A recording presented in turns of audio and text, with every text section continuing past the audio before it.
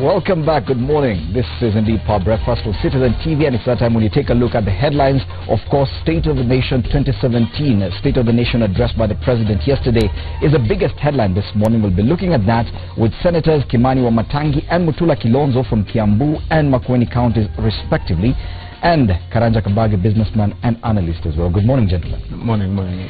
Now, yesterday, President Uhuru Kenyatta made his State of the Nation address, probably, as we expect, the last one before the next elections.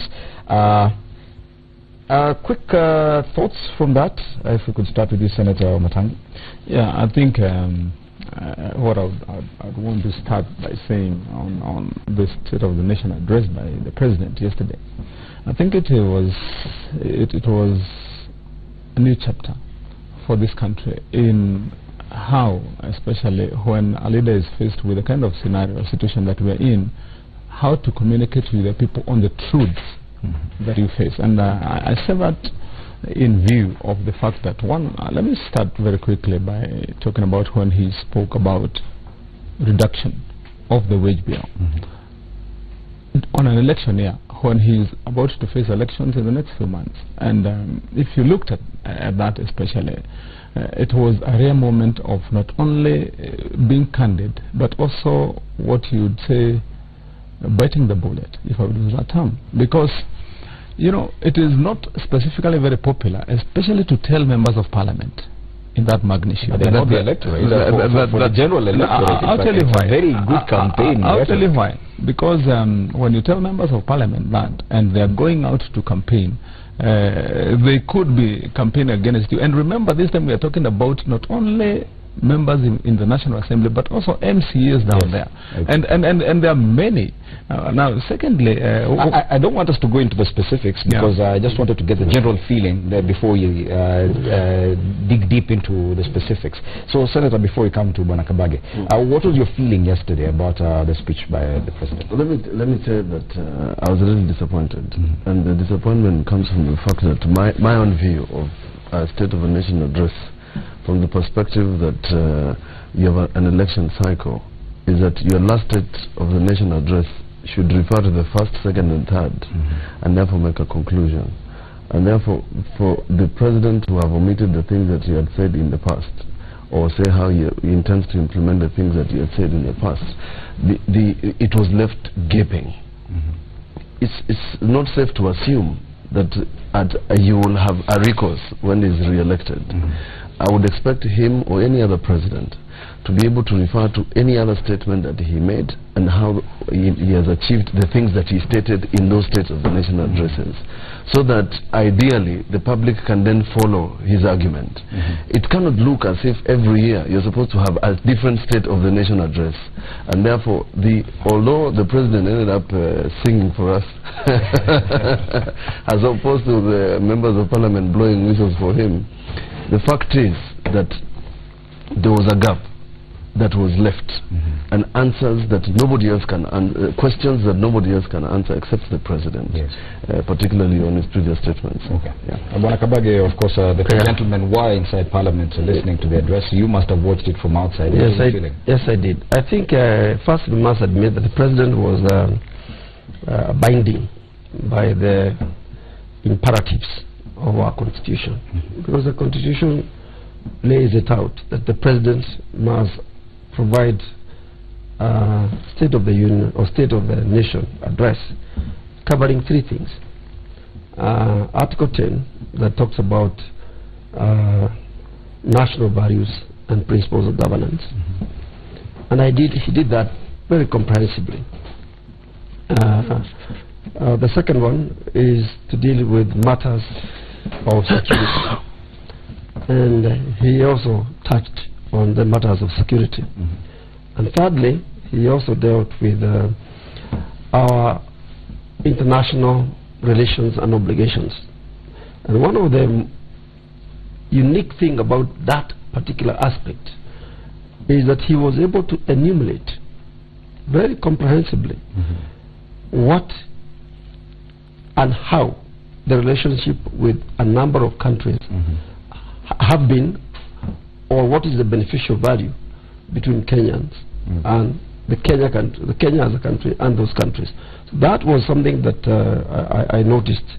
And for me, I like to look at things from the point of view of, in your speech, are you complying? Yes. With the constitutional requirement. With the constitutional requirement. Yes. Now, as the content, we can discuss the content. Yes. And that's something that we could respond to. And when it comes to content, because this is potentially a terminal address for the president, or if he gets another opportunity, he could make another one next year. But as probably potentially his last address to the nation before the next elections. Of course, everyone expected him to go back probably, and from all the pledges he made in his manifesto when he was seeking election, to come, because this is the last one before election, to go back and say, on this that we promised, we did. On this that we promised, we did. On this one we failed, and this is why. Exactly. Is that what happened? And I think you've put it well. Actually, you've put it like you are answering the question. Because indeed, do you think that happened?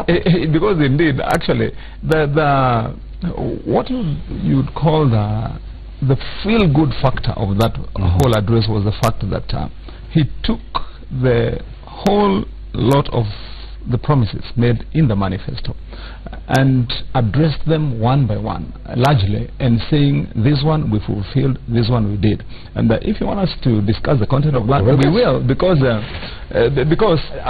just want to know generally using examples that are not only real but live. Yes. He went to one by one the promises, and even where there's still work to be done, he was still very candid to say that in this one there is still a lot much more to be done. Like even when he spoke about infrastructure, he said, this is what we had promised, this is what we have done, this is work in progress, this is remaining. So he touched on all of them. So absolutely. Because Senator, do you think he addressed all the promises, all the big promises he made when he was seeking election? He did not. He did not. And contrary to what my friend Karanja Kabagi says, there are actually 5 issues. Security is just one of them. There are 6. International obligations is another. But under Article 10, the question of sustainable development, not just development, you have to address sustainable development. On my part, there are 2 gaping holes in the statement.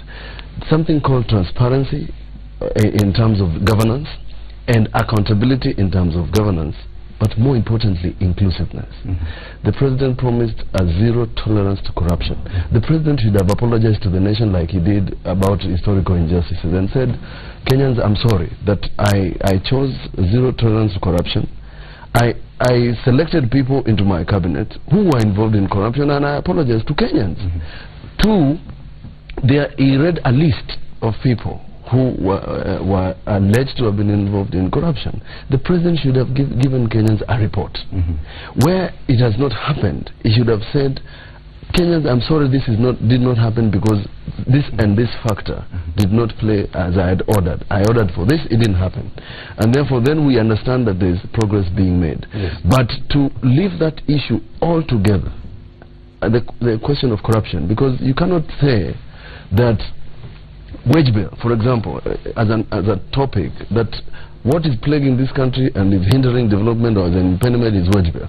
Yet we all know that part of the problems in this country is waste at national government and county government, and the second one is high-level corruption in both levels of government. So the summit, where he was saying that he's proud that the summit has been able to do several things together, that which is the governors and himself and his deputy, and the other body called IBEC, in which the deputy chair sits, must confront the two ghosts of this country.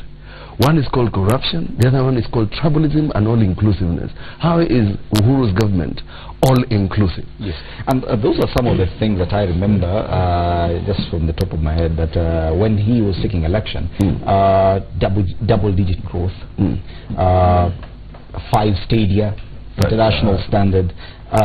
Some of these things, which were major, where they formed billboards. Probably at your level of legislators and businessmen, you may not look at it as something big, but to the common mananchi, those are things you remember. The president promised 5 international standard stadia, double-digit growth. It's not happening. The 10,000-kilometer roads, he said, at least he said, 1,795. 1,900 kilometers have been done. At least 7,000 others are in progress at some point. But some of these things that the common Mwananchi remembers instantly. Did he address them? Okay, well, let me address the issue of corruption. My colleague here,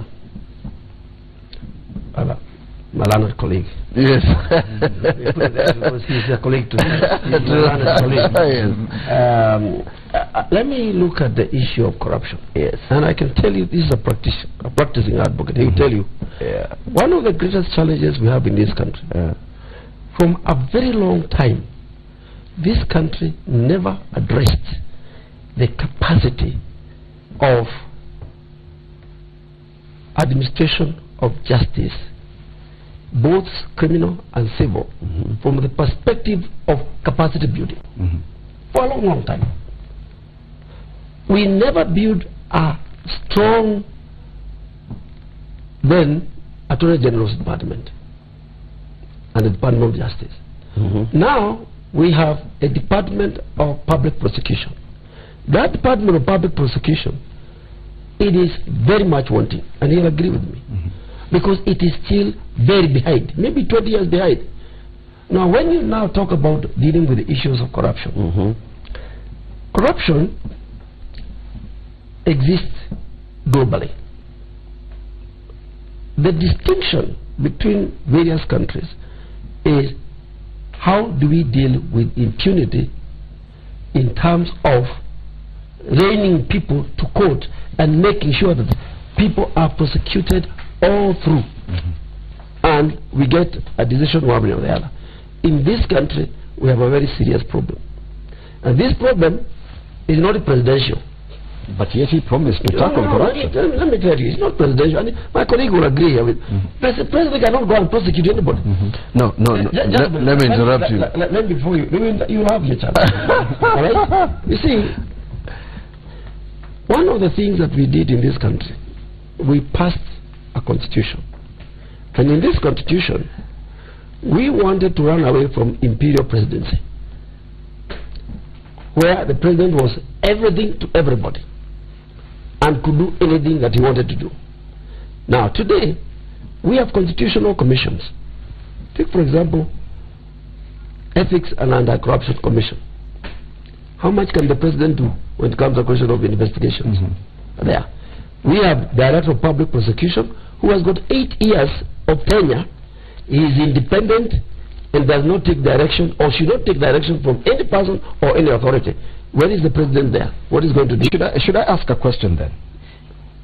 President so that you can answer as you finish.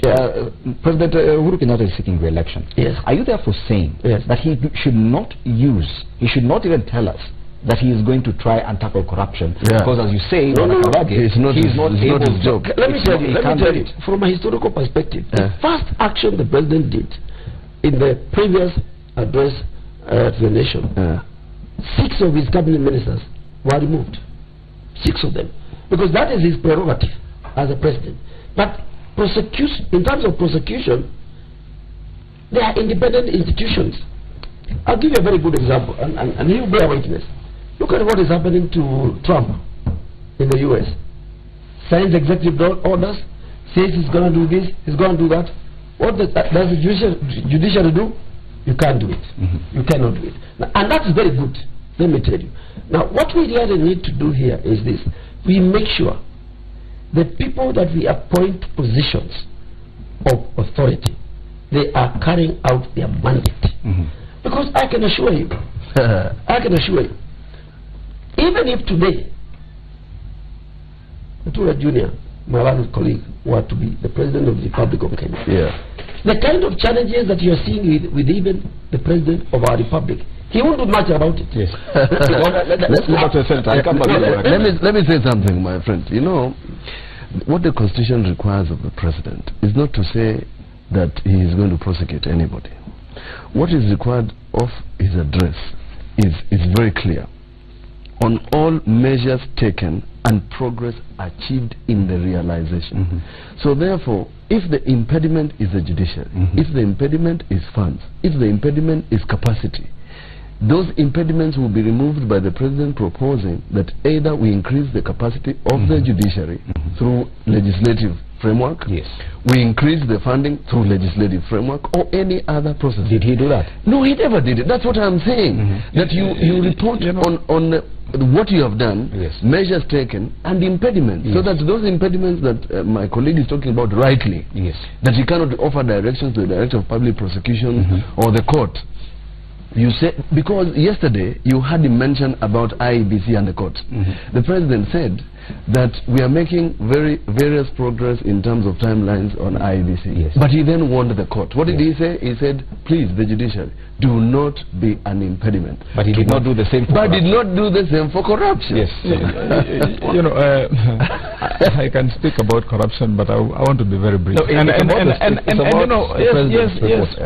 the perspective or in the aspect of corruption itself. And you know, if you expect the President to tackle the question of corruption and tackle it to give results, then you must also look back and ask yourself, you know, what is our history? What does it look like? What would he be informed by to tackle it? And I want to say a few things very quickly. One, the problem of the failure to tackle comprehensively with results corruption in Kenya is not the lack of either a framework, legal capacity, or any other aspect. It is the lack of will. Political. And the lack of that will is not only in the political class, but also in the general population. But I'll tell you very quickly why. Look at the last few chiefs we have had in that institution who were expected to have tackled that problem, and ask yourself, how did they fail? How did Ringera fail?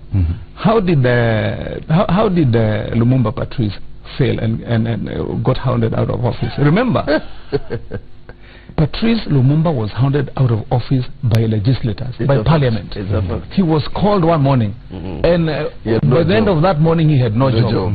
Because it was not convenient for him to continue to sit there doing the things that he was doing, because he was poking into politicians' hidden, corrupt deals. Look at Ringera himself. He was fought to the nail. A man who would have been able to do much. Look at even the other two, from Kinisu to Matemu. I mean, I'll tell you this. The problem with tackling corruption is not a question of what the President will say. I'll ask you the same question I asked Bwana Kabage. Please. Does it therefore mean that President Uhuru Kenyatta should not come and tell Kenyans that he's seeking re-election and among his top agenda will be tackling corruption? Because as you say, he's not able to. My answer is very simple and very straight. Because the President has done what he should do, and he has shown it by example. So remember, he not only, as Karanja says, you know, this question everyone is avoiding. I'm telling you. Just a minute. You need to hear us out. When you hear me out, then you can say, has this question been answered? So, in as far as he is concerned as the President, as an individual, he has done what he should have done. He has demonstrated, for example, as Karanja was saying, by that first action, let's just take that one singly, of demonstrating that he is even willing to let those people go. Remember when he summoned all the chiefs here in State House to tackle the same problem. But what I'm saying in a nutshell is this, that if this country sits and expects that the solutions to tackle problem and bring about results that will change the country in that aspect are concerned can only come from the office and the individual of the President, then we are dead wrong. This is our problem, all of us together.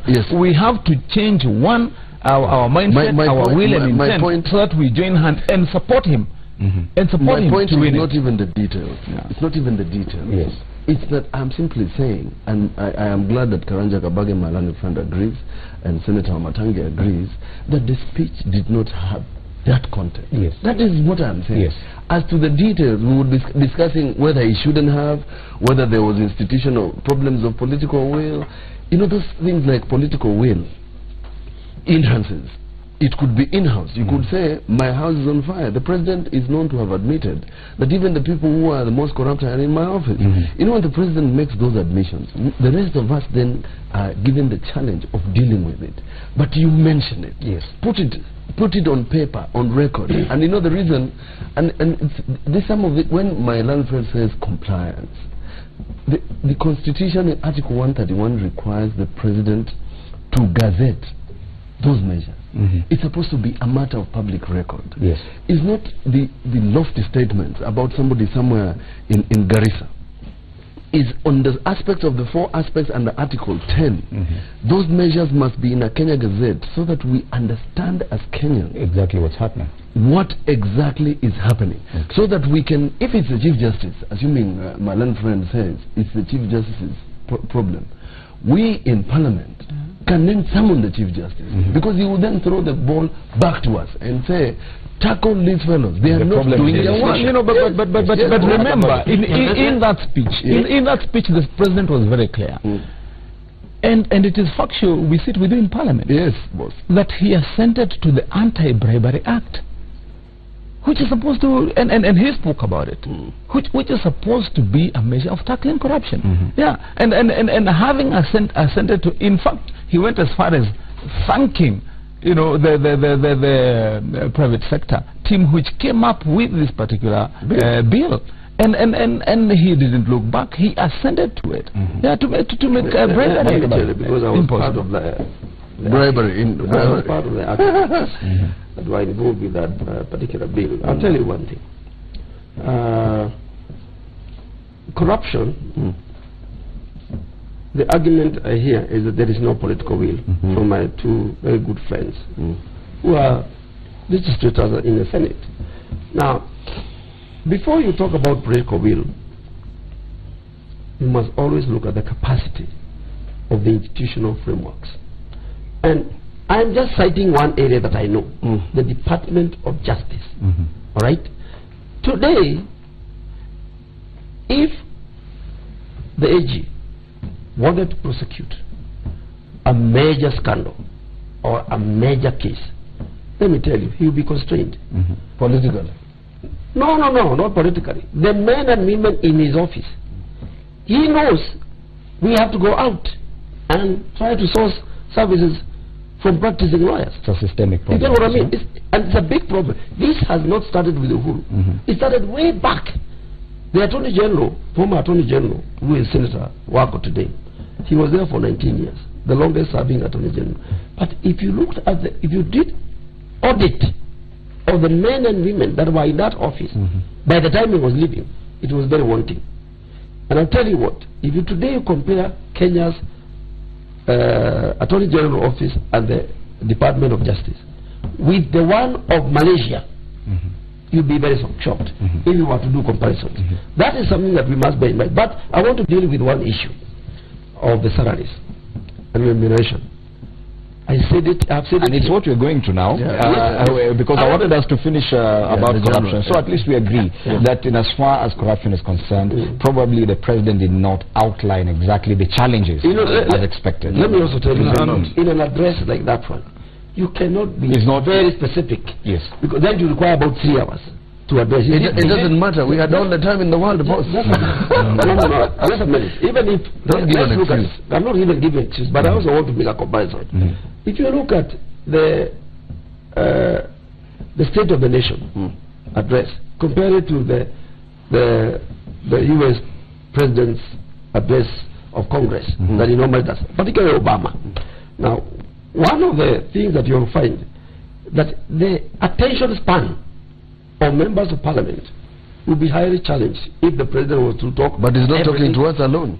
He's talking to the nation, my friend. No, he's talking to the nation, but that's 40 million Kenyans. Please, let me tell you. Now, what he's talking about, and we take offense. We listen. We are very attentive. Good. But let me tell you. He is talking about the issue the president gazetting. Yes. Now, his speech, which he gave in the parliament, first you saw he gave 2 bundles. One to the speaker. Yeah, for purposes of debate. All right? And the other one to what? Muturi and Ekwe. That's a more detailed document, more than his speech? Well, more than his speech, but the whole thing, I am sure it's not, can't be, boss. it is the same thing. Other than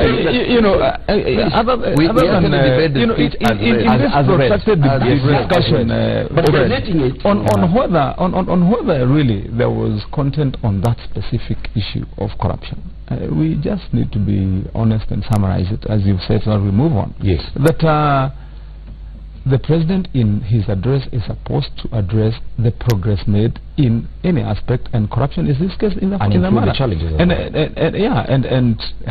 that is why he was very specific in mentioning the gains and saying, fine, we have had to deal with corruption. This is what I did the first year. I dismissed people. I called on the nation to follow and assist. Secondly, we have gone as far as enacting this law now that makes it a crime to bribe. But that is the state of my colleague Wamatangi, you have just said at the beginning that the problem in this country is not legislation. That's what he said. We have more legislation than we need. So therefore, it's not the amount of legislation that we have done, because in the anti-corruption law 2003, there are no lacunas. So in fact, these guys in the coming up with a bribery act, it's very nice, the private sector. But I've said this before, that if there are people who are doing the worst corruption, it's the private sector. On that note, let's take a break. When we return, we discuss these other headlines that still come from the State of the Nation addressed by the President yesterday.